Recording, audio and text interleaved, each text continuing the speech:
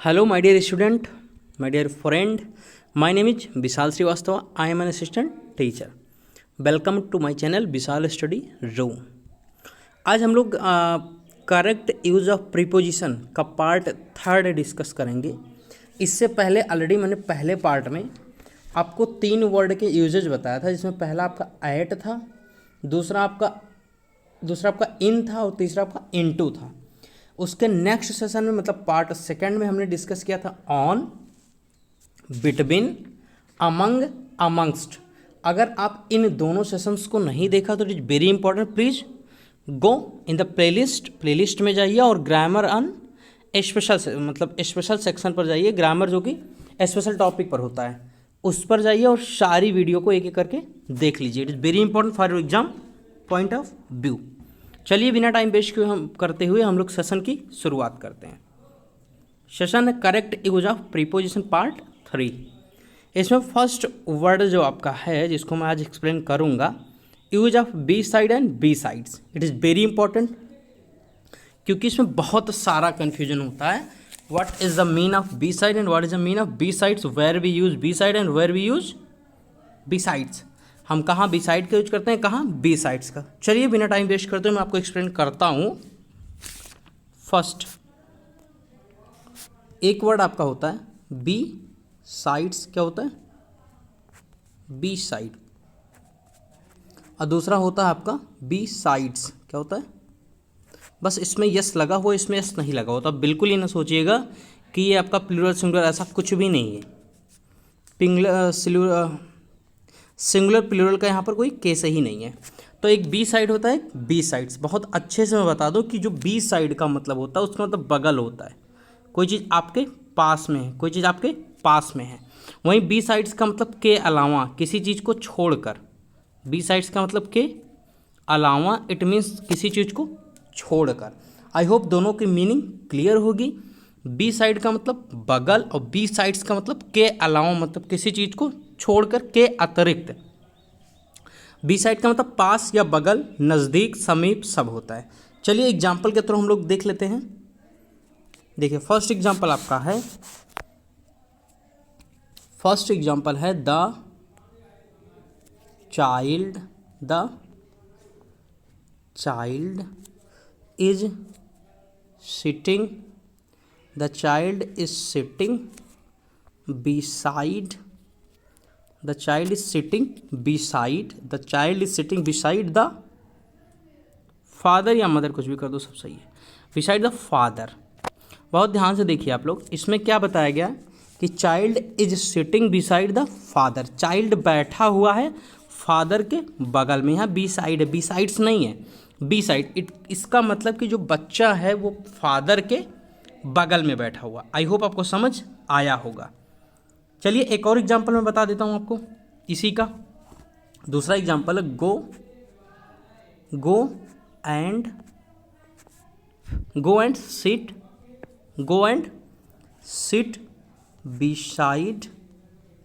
Seat beside your father. Go and sit beside your father मतलब जाओ और अपने पापा के बगल में बैठ जाओ। आई होप आपको समझ बी साइड्स का टोटली आ गया होगा।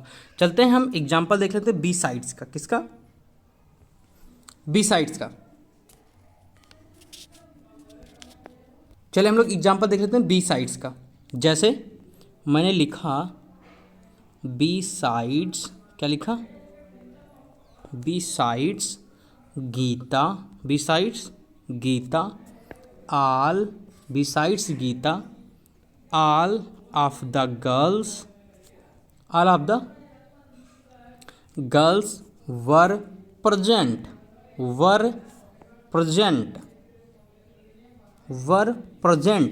मतलब गीता के अलावा सारी लड़कियां प्रेजेंट हैं, मतलब उपस्थित हैं। तो यहाँ बी साइड्स का मतलब के अलावा होगा। आई होप आपको समझ आया होगा। एक और एग्जांपल मैं आपको तुरंत बता देता हूँ। Besides the Ramayana, besides the Ramayana, besides the Ramayana I have the Gita. I have the Gita, मतलब रामायण के अलावा मेरे पास गीता भी है। रामायण के अलावा मेरे पास गीता भी है। आई होप आपको समझ आया होगा। एक और एग्जांपल मैं ओरली बोलता हूँ। Everyone came in the class besides Ram. सभी लोग क्लास में आए राम के अलावा। आई होप आपको समझ आ गया होगा कि बी साइड और बी साइड्स में क्या अंतर होता है। आगे से आप ऐसी कोई मिस्टेक ना करिएगा। बी साइड का मतलब बगल में और बी साइड्स का मतलब किसी चीज़ के अलावा, इन एडिशन टू। चलते हम लोग नेक्स्ट यूज देखते हैं, above. Use of above. Generally above का जो सेंस होता है, जनरली जो अबव का सेंस होता है किसका, एबव का, इसका मतलब क्या होता है, ऊपर। एबव का मतलब क्या होता है, ऊपर। ये तो आप लोग को पता ही होगा। एबव का मतलब जनरली सेंस क्या होता है, ऊपर। जब भी सामान्यतः कोई चीज़ किसी के ऊपर होती है तो हम एबव लगाते हैं। क्या, एबव लगाते हैं। जैसे एग्जांपल देख लीजिए, the kite rose above the clouds. मतलब जो पतंग है आपका वो क्लाउड्स के ऊपर है। आई होप आपको समझ आया होगा। उड़ता है, क्लाउड्स के ऊपर उड़ता है। ऐसे ही the aeroplane is flying above the cloud, ये भी सही है। आई होप आपको समझ आया होगा। एक और एग्जांपल इसका, जो ये रूल नंबर फर्स्ट था आपका, ये रूल नंबर क्या था, फर्स्ट जो अभी बताया, जनरली सेंस इसका ऊपर होता है। अब रूल नंबर सेकंड हम लोग देख लेते हैं। क्या, रूल नंबर सेकंड ये कहता है कि जब कोई क्वांटिटी मोर होगी या ज़्यादा होगी, मोर देन अ नंबर और क्वांटिटी शो करने के लिए हम अबव का यूज करते हैं। जैसे मैं एग्जांपल बता देता हूँ आपको, there are above 50 student.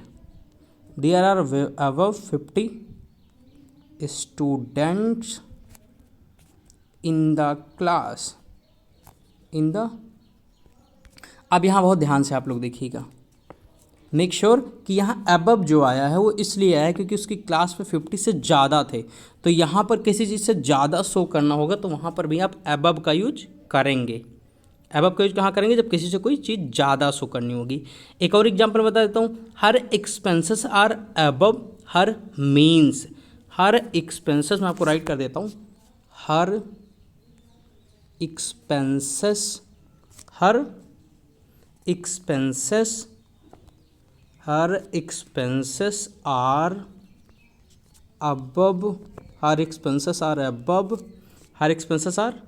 Above her means.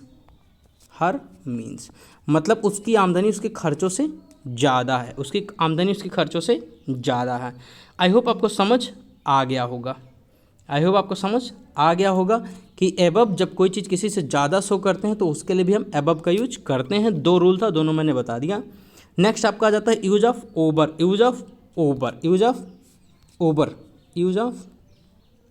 Actually इसका भी सेंस ऊपर का ही होता है। क्या होता है, ऊपर का। किसका, ऊपर का, लेकिन स्पर्श करते हुए। कैसे, स्पर्श करते हुए।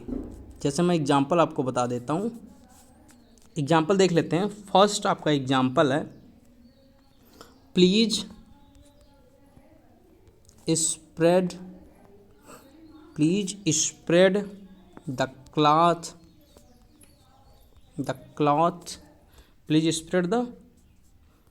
Cloth over the table.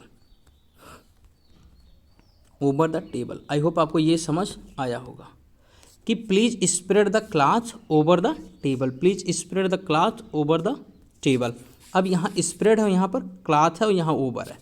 अब देखिए, किसी चीज़ के ऊपर कोई चीज़ ढकना होगा तो वहाँ आप क्या यूज करेंगे, ओवर का। जब कोई चीज़ किसी से सटी हुई होगी वो पूरा ढक लेगी तो वहाँ पर किसका यूज करेंगे, ओवर का। आई होप आपको समझ आ गया होगा। नेक्स्ट रूल इसका है, मतलब फर्स्ट रूल तो ये हो गया। नेक्स्ट रूल ये है, अगर कोई चीज़ अच्छा, आल ओवर का सेंस होता है। एक ओवर के साथ आल लग जाता है, ओवर के पहले आल लग जाता है, इसका मतलब सर्वत्र होता है। अगर ये कहीं आ गया, सर्वत्र मतलब हर जगह, सर्वत्र या हर जगह। जैसे मैं एग्जाम्पल आपको बता देता हूँ, the cloud are over our head, the clouds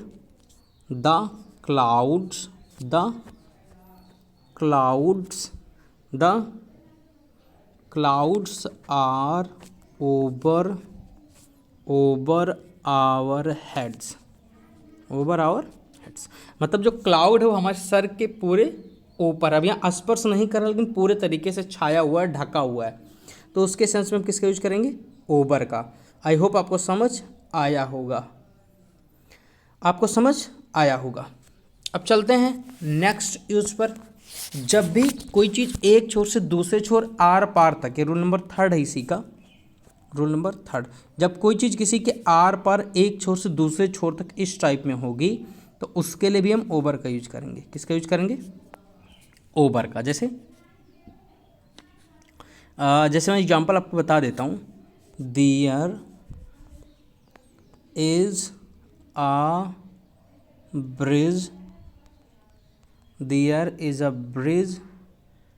over the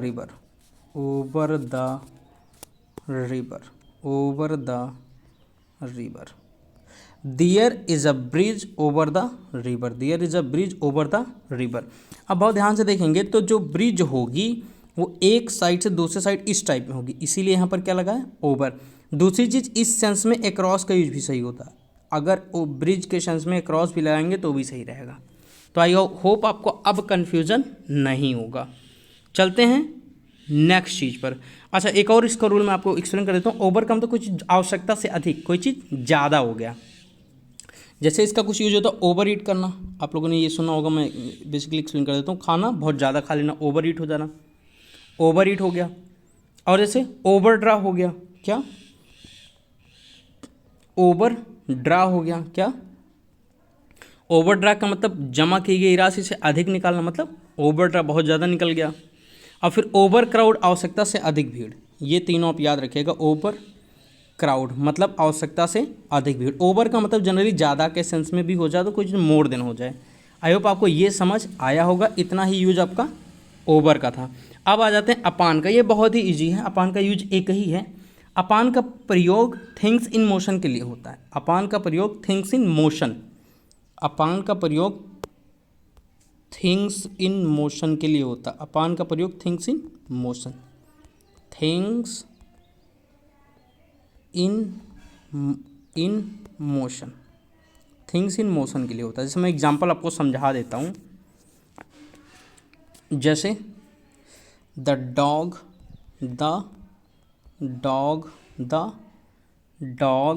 sprang, the dog sprang upon the table, the dog sprang upon the table। I hope आपको समझ आया होगा।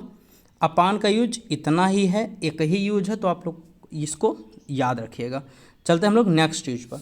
नेक्स्ट यूज आपका यूज ऑफ ब्लो। इसका मतलब लोअर देन, इसका मतलब क्या होता है? Lower than. ब्लो का जनरली सेंस क्या होता है? Lower than. क्या? लोअर देन, किसी चीज़ से कोई नीचे है, किसी चीज़ से कोई क्या है? नीचे है, तो उसमें हम किसका यूज करेंगे? लोअर देन का। आई होप आपको समझ आया होगा। जैसे एग्जांपल, माई फादर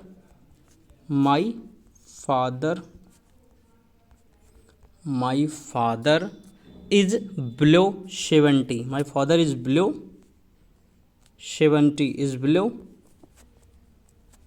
70, क्या? 70 मतलब मेरे पापा 70 साल से कम है अभी, क्या है? 70 साल से कम है। अंडर 70 कभी नहीं होगा। अगर यहाँ पर आपको अंडर दिया जाता कभी करेक्शन में, यहाँ पर अगर आपको अंडर दिया जाता तो डेफिनेटली पूरे तरीके से रॉन्ग होगा, अंडर यहाँ नहीं आएगा। अंडर 70 कोई चीज़ नहीं होता है। आई होप आपको समझ आया होगा। बिलो 17 होता है, बिलो 70 होता है, बिलो 18 होता है, बिलो 19 होता है, ये आप लोग याद रखिएगा। मतलब एज को अगर कम दिखाना होगा तो आपको 70 को बिलो का यूज करना होगा। किसका? बिलो का। दूसरी चीज़ एक और यूज है, किसी का प्राइस आपको कम किसी चीज़ से होगी तो उसके लिए भी आप क्या दिखाओगे? बिलो। अंडर का यूज कभी नहीं करोगे, बहुत ज़्यादा कन्फ्यूजन इसी में होती है। जैसे मैं बता दे रहा हूँ आपको, हिज इनकम, बिल्कुल ध्यान से देखिएगा, his income is below, he is income below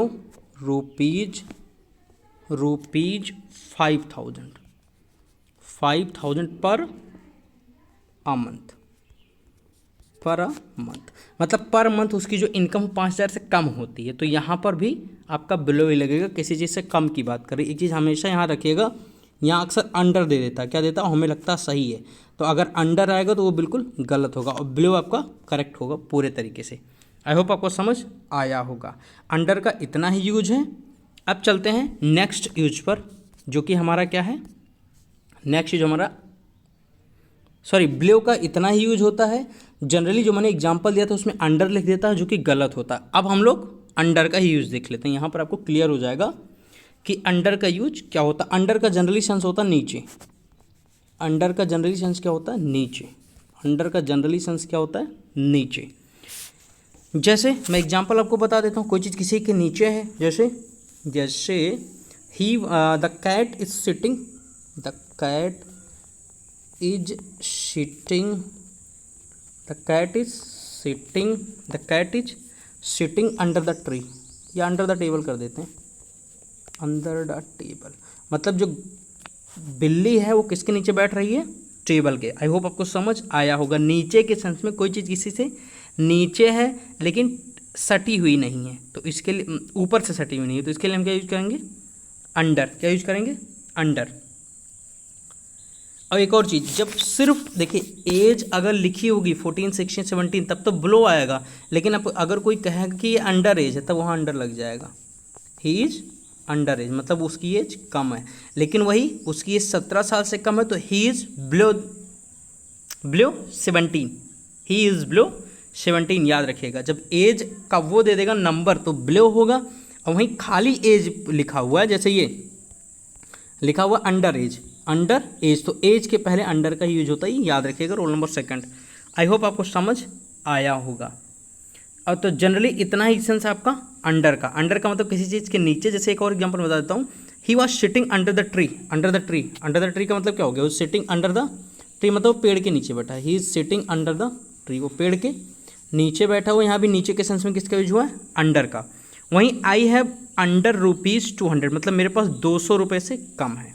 I hope आपको समझ आया होगा।